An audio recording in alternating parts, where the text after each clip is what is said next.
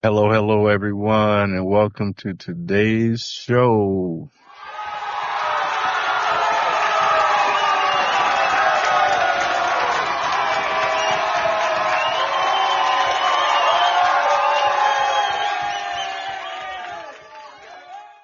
All right, we have some great topics to discuss today. They're two opposite ends of the spectrum. Questions have absolutely nothing in common, but we're going to tackle both. And the first thing we want to talk about is like dating discourse. What things are offensive? What things are like, hey, just casual conversations. We're in a phase where we're getting to know one another. So are these things acceptable or not? In the second segment, we're going to discuss behavior responsibilities. At what age are the children basically responsible for themselves, and what age should remain liable for whatever actions the kids take? So we're going to start with the first one. Debra, want you and Nicole, panelists today. Liz is here. I don't know if Liz is taking a seat or not, but ladies, introduce yourselves and you can go ahead and get started. Hey y'all, I'm Debra. Good. Thank you for returning to the show. We're going to have a good segment tonight and, good day to everyone. So get us started. What you got to say?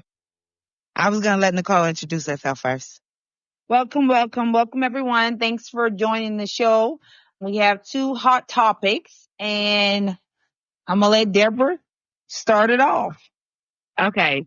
So I'll just reiterate the scenario Mm-hmm. and the question that I asked. So, just met somebody about a weekend. We're talking back and forth. We're hanging out at this point, and it's me, him, and his friend. And I asked, he made mention of his birthday coming up and him wanting to buy himself a Jaguar for his birthday. So I asked him, well, do you live in a house or an apartment? And for me, again, I'll state my intention behind the question. I wanted to see where his priorities lied. So I just, I asked the question, not wanting to know like his pockets or anything, not clocking his pockets, but just really wanting to know where his mindset was at when it came to priorities. But him and his friend took offense to it, and his friend started to, come at me like, oh, you don't know who you dealing with. He owned condos. He got this. You know what I'm saying? He got that. His bank account, such and such. You know what I'm saying? And so then at that point, I started to take offense because I knew the intention behind my question wasn't to clock his pockets. It was just to see what type of mindset he was on in the moment in his life. And so I'm asking the question, and because I'm a very direct person, I am going to say what comes to my mind. So was my question offensive in the moment that I asked it?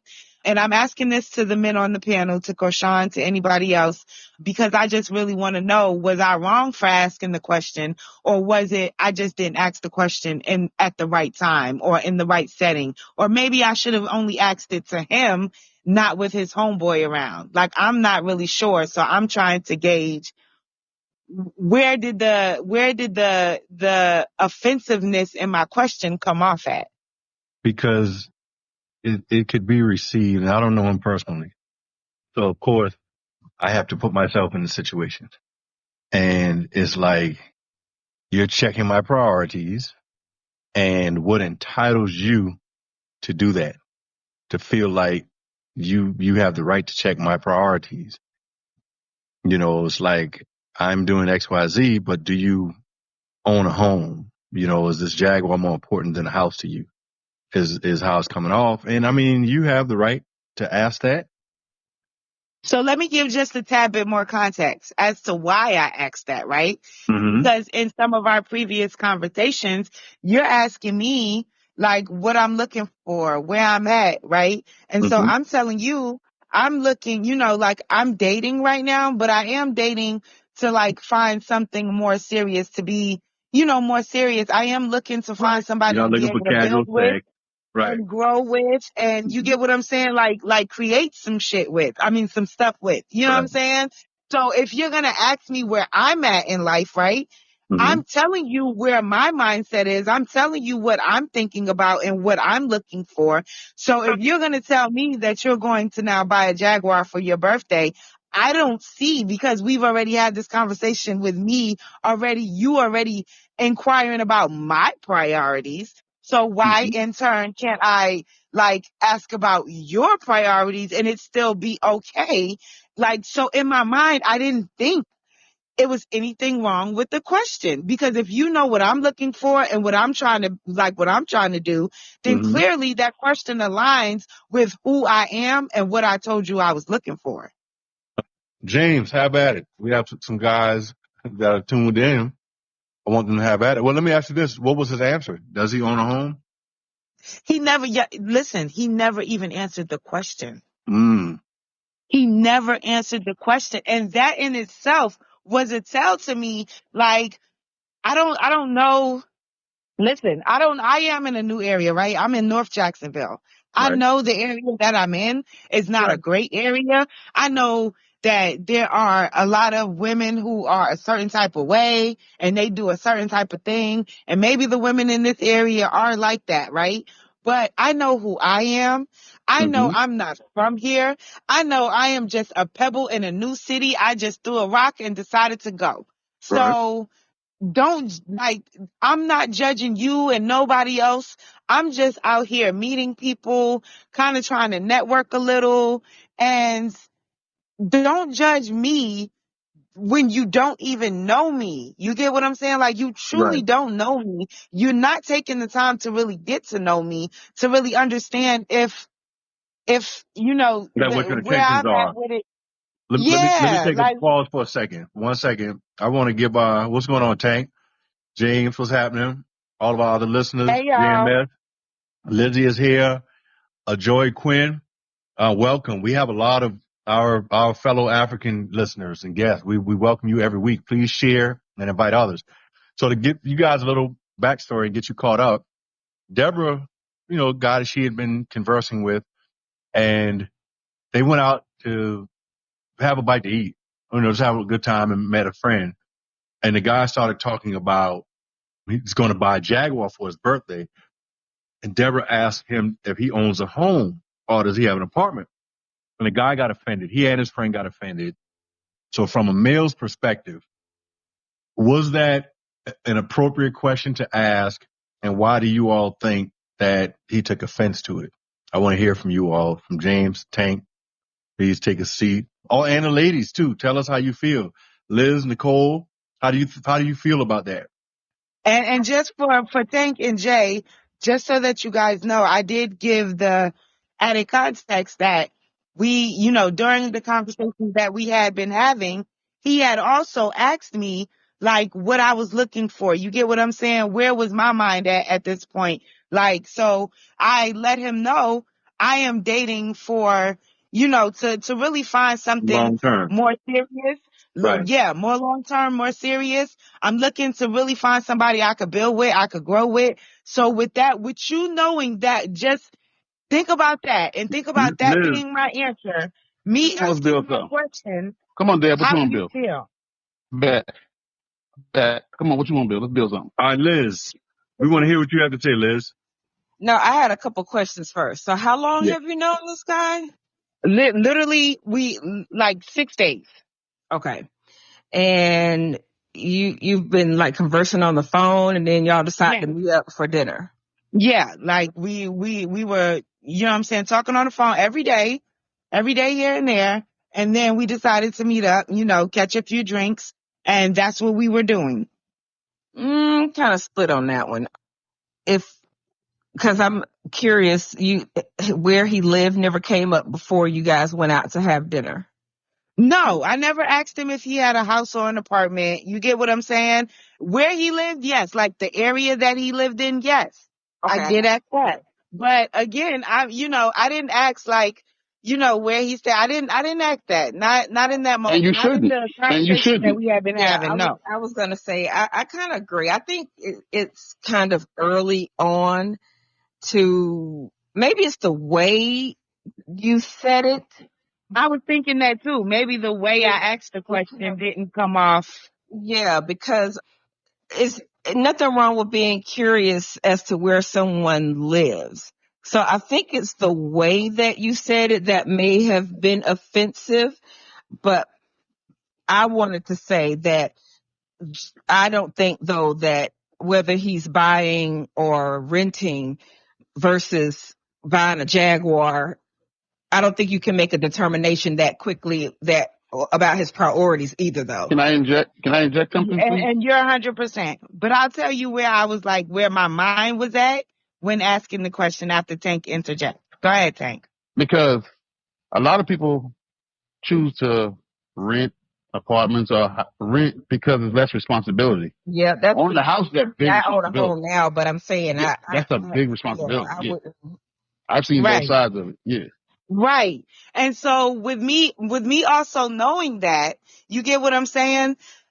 I thought this was going to like segue into a conversation that we could have. I didn't think they were just going to take offense to it so quickly and it be like issue. That's You because get you're what a I'm New saying? Yorker. You just harsh.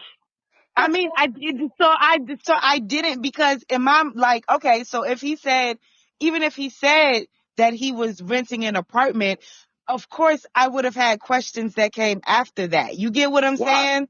Why does that even matter? I have a I question, mean, Deborah. go ahead. My question is, why did the friend have to respond and not him? The friend. I get that part. So that was also one of my questions. Like, why did that? So I asked that immediately after the friend like came for me. I was like, but what was the point of you answering? I said, why are you answering and why are you telling me all his business? Like, why are you telling me everything that's in his bank account and all of this? I didn't ask that. Hold on. I missed part. Did you go out with two guys at the same time? No, I met up with him, but he ran into a friend. His friend was like, we're all just sitting having a couple of drinks. It was a social spot. You get what I'm saying? Gotcha. So yeah, we're just all having a drink. And he just brought up that he was going to buy the Jaguar for his birthday. That's I asked the question. I didn't think there was anything wrong with the question. Well, now me knowing the kind of person that I am, I'm not saying it's right or wrong, but I'm a die hard, go hard person for my friends, especially like my closest girlfriends. And I'm thinking if the roles were reversed and my girlfriend is sitting here with a guy who I think just disrespected her, then I may pipe up too and be like, wait a minute, you know what? So maybe that's why he piped up. Right, but you tell all of your friends business? Let me finish. Now, he, on the other hand, should have then been a man and be like, no, man, I got this. You know what I mean? And finish talking to you or conversing with you himself. Now, I see why, like I said, I can see why the friend may have jumped in defense of his friend if they were both found what you said offensive. I understand why he may have done that. Not saying right or wrong, saying that's why I can see why he would have done that. That's coolery. I don't guess. Well, see, the point of me bringing the conversation here to the platform, right, is because, like, sometimes you might not know, like, just because your intentions are not bad when you do something doesn't mean that what you do, other people that won't take offense to it. So I wanted to get like someone else's perspective, you get what I'm saying? So I need to know, like, my thing is, if I have to be accountable for not saying something right, not doing something right, just being all out, just too much in the moment, asking the question, whatever, however, like, I want that feedback, right? Because I want to make sure that even though I know where my intentions lie, regardless, so can't nobody tell me what my intentions were because I know it wasn't for me to know how much money you have in your bank account, or else I would have just asked, how much money do you have in your bank account? I would have walked away. Right. So in this moment, I am asking this question because if I was wrong, then I want to be able to understand, like, why, like, from a man's perspective, why it was taken in offense, right? So that I can then know and understand and be accountable for what I've done in this moment, and I can either do better next time, or I can also apologize. From a male perspective. Deb. Okay. From a male perspective, There's nothing Yeah. wrong with asking a question. Right. There's nothing wrong. You weren't wrong. Why did No. he take it offensive? Why do you feel like he took it offensive? Because he took it offensively. He told me he took it offensively. He probably I felt think just he took it offensively because he knew he was talking about buying a new car, right? Right. So, But again, when I tried to like really talk to him about it and let him know, like, let me tell you where my mind was at when I asked the question, right? So I'm really trying to give you now at this point, his friend did walk off. His friend is gone. And I'm trying to let him know, like, let me let you know where my mind was at when I asked the question. You get what I'm saying? Because again, he did say to me, I understand why you asked the question. He was like, I just don't think it was the right time. So I don't think he took offense to it as much as his friend did. But he also was like, I mean, it did seem like an offensive question in the moment. You get what I'm saying? So that's why I'm bringing it to the panel, like just to get somebody else's perspective, right? A different guy's perspective, and just see like, okay, maybe it wasn't the right question to ask in the moment. I don't know. It just came to my mind, so I asked the question. Just knowing what I know of you, how you present yourself, you're very assertive. And a lot of people don't know how to take that. They may take that offensively, like they may feel like you're coming at them because you don't, you're not all sweet and honey coated and you know what I'm saying? So when you said it, they may have taken offense because they may have thought you were coming at him. I'm just guessing. And I And can add on understand to the that. fact that he may have been embarrassed because you may have made him think like, oh, wait a minute. You know what I mean? That does look kind of, maybe he is being irresponsible and he didn't want to come off like that. And he feels that, okay, maybe that's what you think of him now. Right. Can I jump in for a second? Sure. Okay, so I'm just giving my 2 cents. That's Just what we here for. from what I've gathered so far from the conversation, this is someone that you're not romantically involved with, someone who's pretty new to your life. Yeah. That type of a question isn't for you to ask.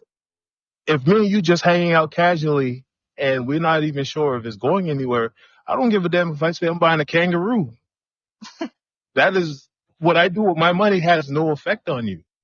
So you ask him that kind of question, the only thing that he could possibly take away from that type of a question at this point is that you think I'm financially irresponsible and you don't know that. that's what I was saying. Yeah. So Yeah, that's if why I he was thought it, that's then I would have made an assumption versus asking a question, correct? why He don't why know. even He don't why know even make the about assumption you. at this point, why even make the assumption? But I didn't make an assumption. I wouldn't make the assumption, which is why I just asked the question. Because if you assume, right? So let's back up a second. Let's hypothetically, let's say the two of us are going out and we've only hung out maybe first or second time hanging out. And I ask you something, hey, what's your social security number? Come on now.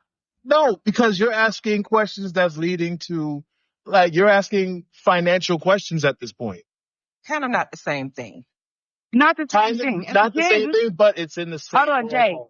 And again, Jay, again, during the literally the week that we have been talking, we've had a lot of different conversations, a lot of different aspects of conversations, right? And again, I was also asked, like, what am I looking for? Like, you know what I'm saying? Where's my mind at? Where, you get what I'm saying? I do. So if I answer to you that I am looking to build, and I understand, like, so in my mind, right? If this is what I'm looking for, if I'm talking to you in this moment and we're already having these type of conversations, then I'm going to ask you where your priorities lie to see if they align with where I'm even at, with what I'm trying to do. So that was the intention behind me asking the question, right? But putting that aside, again, I just really wanted to know what made the question offensive. What made the question offensive in my perspective, just literally just my opinion. I can't even speak for the other guys on the panel. For me, if someone was to ask me that type of a question this early in, I would have to assume that you're thinking, I don't know what I'm doing with my money, or I ain't got my stuff together. But don't assume what I'm thinking. Ask me what you think ask me. Don't assume anything. Yeah, you see, you're looking at it from a perspective of someone that's very assertive and all of that. He might not have that same personality type as you. He might be a lot more passive than Which is you what are. Lizzie said. So I understand it. Right. So Deborah, I want to say something too, and I thank all of you for your statements, comments, and feedback. Everybody, I want to ask you a question, Deborah. If you and I, we're conversing, and you say, "Oh man, I saw this sale coming up, and I'm going to grab my son this PS5, right?" Mm-hmm. And you say, "I'm going to get a PS5. Oh wow, how much is that?" It's like $500. And I immediately ask, "Do you have some money put up for his college fund?" How do you receive a Right. question like that? I receive it like you trying to figure out where my priorities are. So now you Like, see why they got what? offended? Yeah. But You I see? didn't get offended by the question I either, know, though. but here's the thing. And But this I is something understand that how I it have could have, to, like, I get that. and this is something that I had to learn personally. It is something that I still battle with a lot of people, right? The way we were brought up is not the way the world works. So a lot of Yeah. times we're in a vacuum and don't realize that we are in one. So because it's the way we spoke in our house, these are the things that were expected or accepted at home. Everyone was not brought up that way. And we have to understand that different does not mean better or worse. It's just different. It's just Yeah. different. And again, I had to learn, I'm not from the North. I lived in Boston for a while. I visited my uncle in New York. I never forget this experience.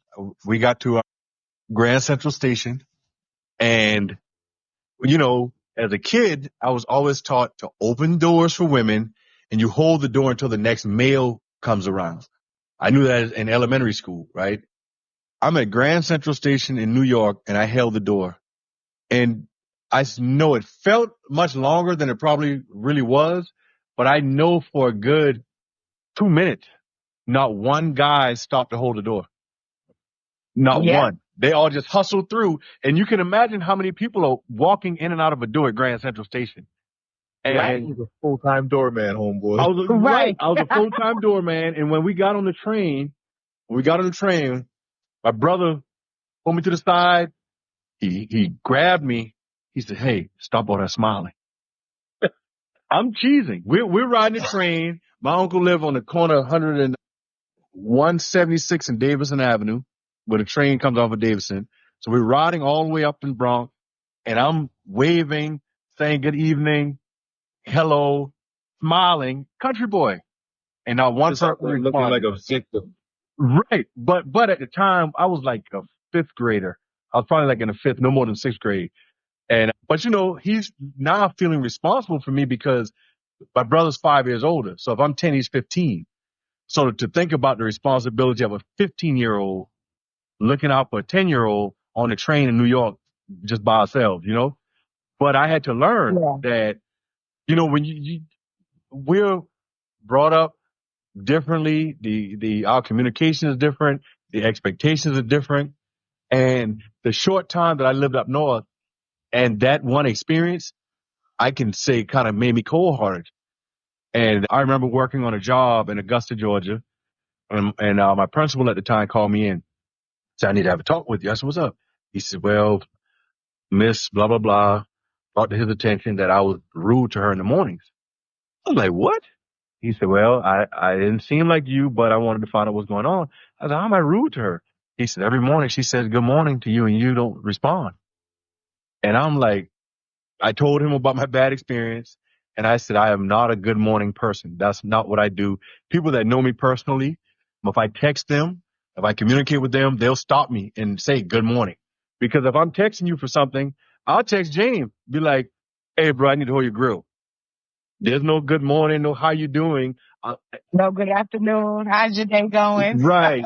So this person got upset every morning and never said a word to me. She went to my boss and wanted me to be reprimanded, not realizing that I hate that crap. I literally hate it.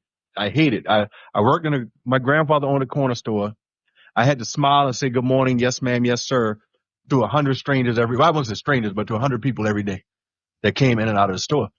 And it made no sense to me. So I want you to become conscious of your surroundings, be conscious of who you are as a person, because Damon was being funny, but Damon, Liz, and myself all describe you as an assertive person. I wouldn't call you abrasive, but you're very assertive. So when you're in the South, people expect you to be polite, especially women, right? Women are soft spoken, polite, offering, can I get you a glass of water, blah, blah, blah. So I do see why the person took offense to it. And I think the friend was validating him, like, who are you to Yeah. check him? Bruh, he owns XYZ. And like Liz pointed out, these are things that friends do for one another. They're true friends. I got your back regardless. We're going down together. Don't try to play my man like that. Who are you? Who the heck are you? Right. And I think that's where your signals got crossed. Right. Um, Right. I also feel like don't ask me questions and open lines of communication on topics you don't want to receive either. Cause if I answered the question with no problem, no, you know what I'm saying? No, nothing. What was the issue with you just, and again, he still never answered the question, right? He still never answered the question, and I didn't press the issue either. I didn't press the and issue because, you're making an assumption that his priorities should be aligned with yours. And like everyone else is saying, in all honesty, if I were to move to a different area, I would definitely consider saving money for my children.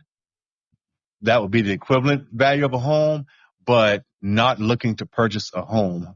Owning a home is expensive. You're going to pay, $1,000 or so a year just to insure it, right? right. You're going to have to spend a few $1,000s eventually to replace your air unit, heaters, refrigerators, like But different these are also appliances. investments, right? It is. But It's also investment. it's an investment. But when you're dead and gone, your kids can have. But if I'm going to purchase a home and have some equity in a home for my kids, maybe for them to have a head start, okay, I own a home. I can have this, right? Or I can get an equity line of credit to pay for college and do whatever. And I'm sure the equity line rate hopefully is much lower than what the interest rate on student loans. Like just fiscal decision making, but hopefully I'll be in a position where I can leave them the money to do those things. If they want a Yeah. house, yes, but I see why a lot of people will opt out of that, especially in certain areas. I've seen people in the North pay 12, 18, even $20,000 a year in property taxes. Right. And even here in Florida, it's expensive as well. You get what I'm saying? Right. It is. It's crazy here in Florida. So the So I priorities don't, would be different, right. Right. But I don't think that I was assuming again because I was ready to open the lines of communication and continue to ask questions and have a conversation about it. And I didn't care if he asked me questions back. I wouldn't have cared at all. Right. So did that end the date? Did the date end right there? Wait a minute, Deborah, you keep Yeah. looking at it through your eyes, how you feel, how you view it. That obviously, as per this situation, everyone doesn't look at things the same way. Right. I'm not saying you're wrong. I'm saying I think you, in this situation, you're going to have to let it go and chalk it up to difference in perspective. And unfortunately, you were misunderstood. But in essence, you can't keep putting your values onto other people. Right. True indeed. True indeed. I have to remind myself that all the time. As an educator, my priorities are one thing, but on others, that's not their priority, and rightfully so. Sure indeed. Sure indeed. And I'm trying not to get into the politics all over again, right? But I want to share something today. I was talking with a colleague, and we joke with one another calling them Trump voters or Trump supporters, right? And I was so shocked. This young lady, one of my teachers, her father retired from Nucor Steel, and her dad, she said, Mr. Mitchell, my dad told me that Donald Trump made him a millionaire. He's not voting for him, but he made him a millionaire through Nucor Steel. And we just talked about That's the company you mentioned in the last show, right? that. Yeah, we just spoke about that on the last show, and that's why I was shocked that someone actually knew about it.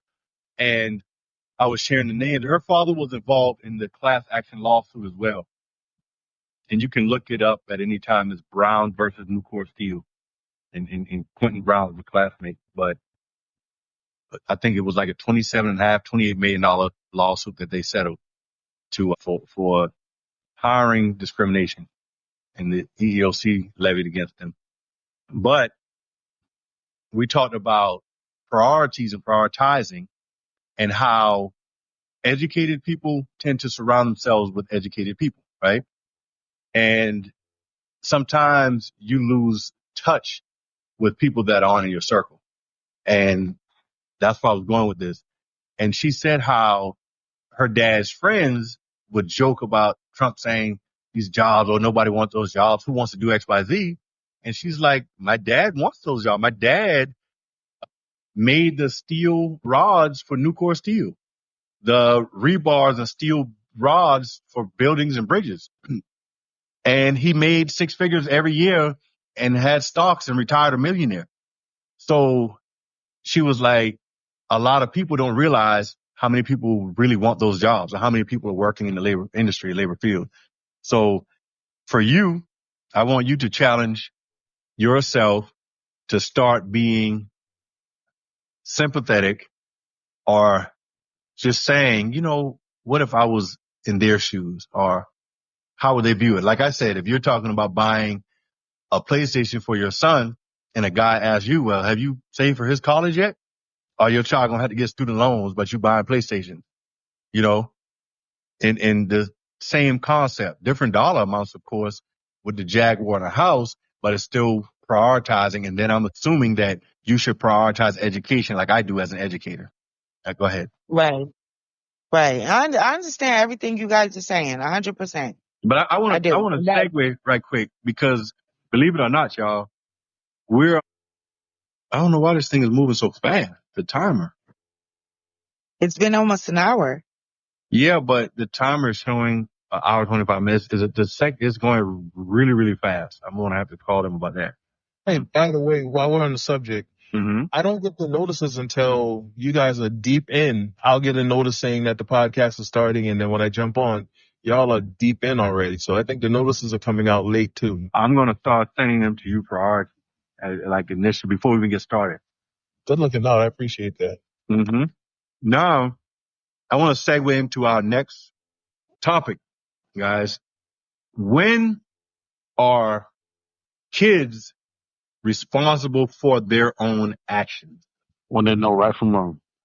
Okay, so I'm the reason I asked. I'm an administrator. I don't say this publicly, but I'm an administrator at an alternative school. People ask me what I do. I tell them I help Batman on the weekends. That's it's not their business.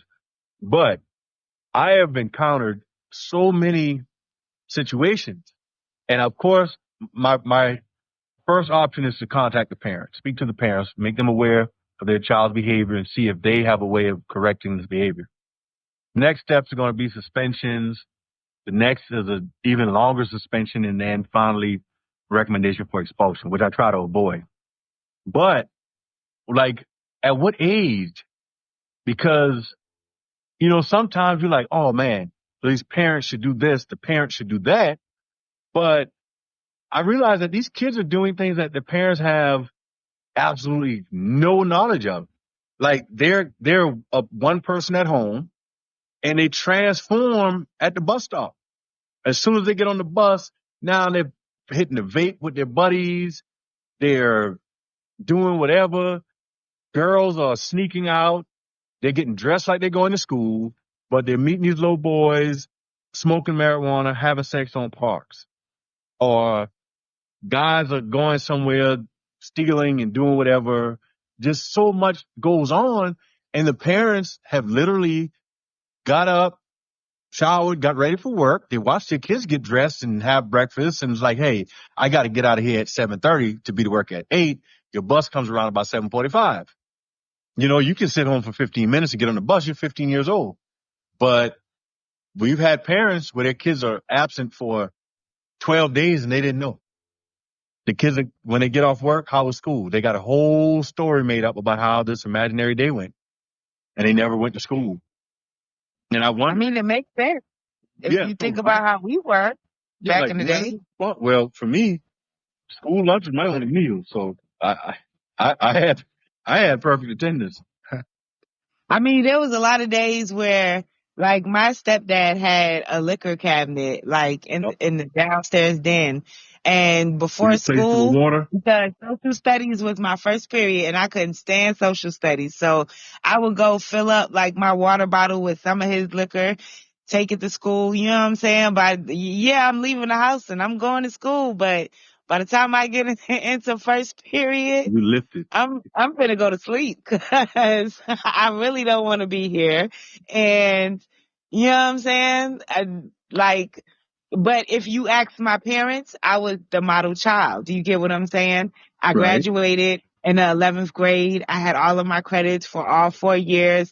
11th grade, I was only going to school half a day. I was Mm. leaving the other half for work release. You get what I'm saying? I didn't have, I was already going to the college for college credits. So I didn't, you know what I'm saying? Like, I'm doing everything I'm supposed to do, but I'm also doing everything I'm You was not doing all of supposed that. to do. Huh? What did you say, James? You did all of that drunk. She did all of that drunk. Yeah, I mean, not every single day, but yes, a lot of days. Yeah, I would literally start my day with vodka every day in high school, Mm. and I made my grades. I still did what I was supposed to do. Like, it wasn't a question really. It was easy to do. It wasn't a hard thing for me to do. So at Cause what I age? knew in order to keep my mom happy and to keep her off my back, she wanted those grades, right? Yeah. So I'm gonna make sure she get these grades. And then on the other half of that, I'm gonna do what I want to do.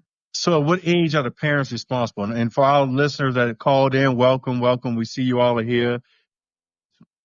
Hank, Vicky, everyone that's here, welcome. And if you would like to chime in, you can text, type it in, or tap one of the call in buttons and you can speak. You can become a panelist and speak. We'd love to hear what you all have to say about this. So is there a certain age, or does it come, I mean, what are the factors involved? Because like the kid that shot the school, his parents are going to jail. The parents are being charged. So at what age are the parents still liable? What age are the kids solely responsible? Or does it come down to the infraction? Like what are they actually doing? You know, because we think about sex. Are parents responsible for their children having sex? Teenagers and preteens? I mean, you can't say what they're gonna do, but it is your responsibility to make sure you keep those lines of communication open so that hopefully when your child starts to do those things, they're comfortable enough to come talk to you about it. Like, it's technically not your responsibility because they're going to do what they want to do either way. And if you don't know, then how can you really step in to be any type of voice of reason? But if you keep those lines of communication open in your household, then that should be something that shouldn't be, something that comes about out of nowhere and you're just, well, Your phone, you're breaking up, Jane. I don't know if you're on Wi-Fi and walked away or Bluetooth. you're No, still breaking we up. can't hear you. I don't know if you walked away from your phone, your Bluetooth, or something's not up. No. Thank you. Parental. That's why. Okay, now we can hear you. I want to share. It's not funny. It's funny now. Go ahead, James. see if we could hear you. I don't want to cut you off. I would like to give everybody the floor. So, No, go ahead. I'm back here by my parents' house.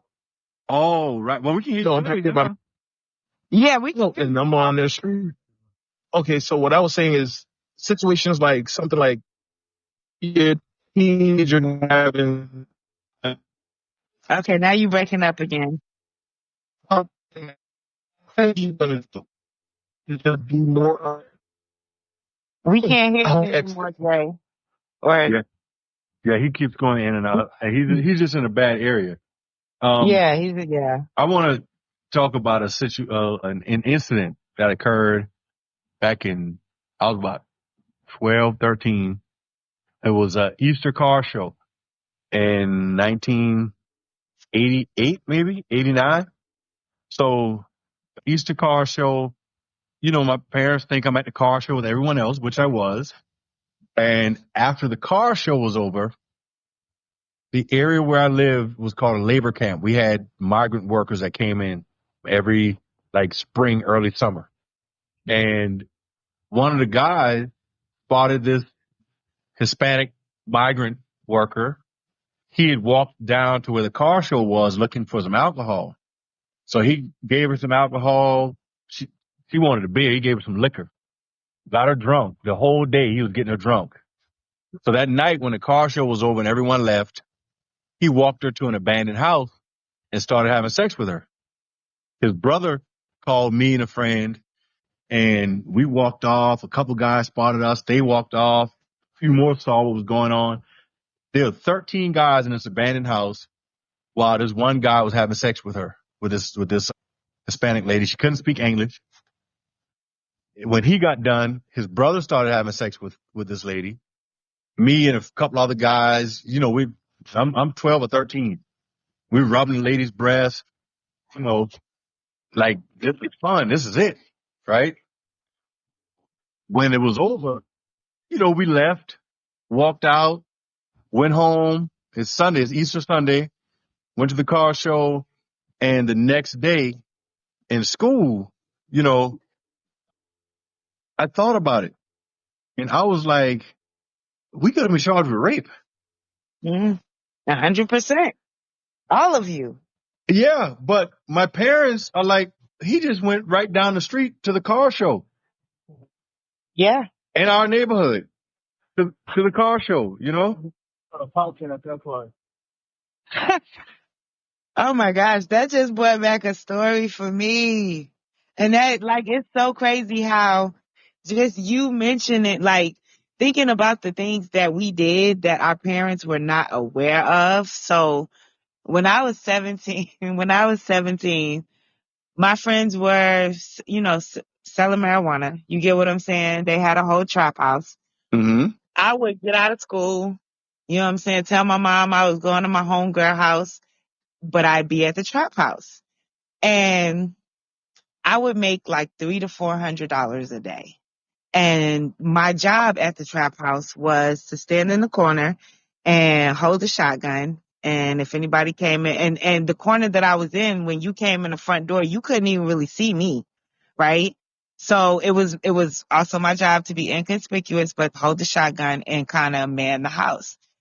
Why did I have this job? Because, I have, my uncles, he used to teach us how to shoot. I knew how to handle guns, things like that, right?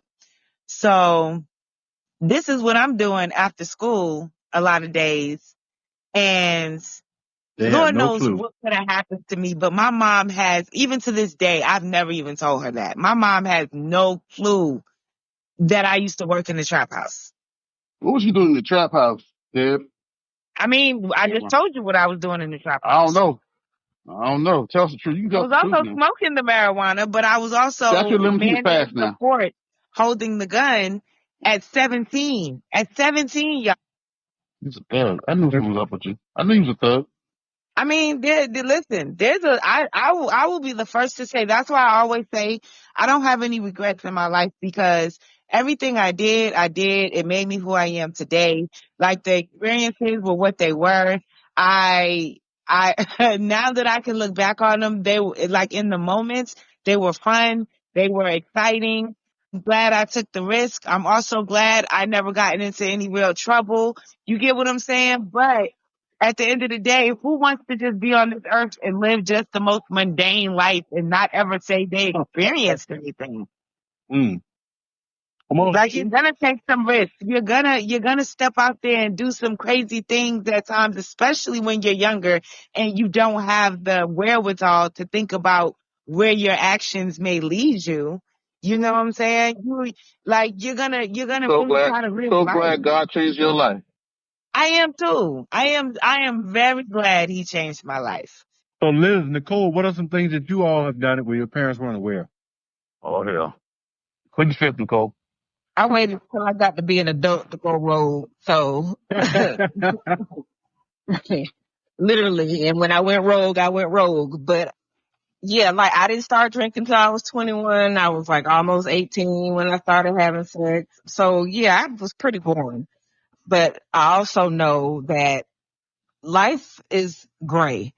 It's not black and white. You can't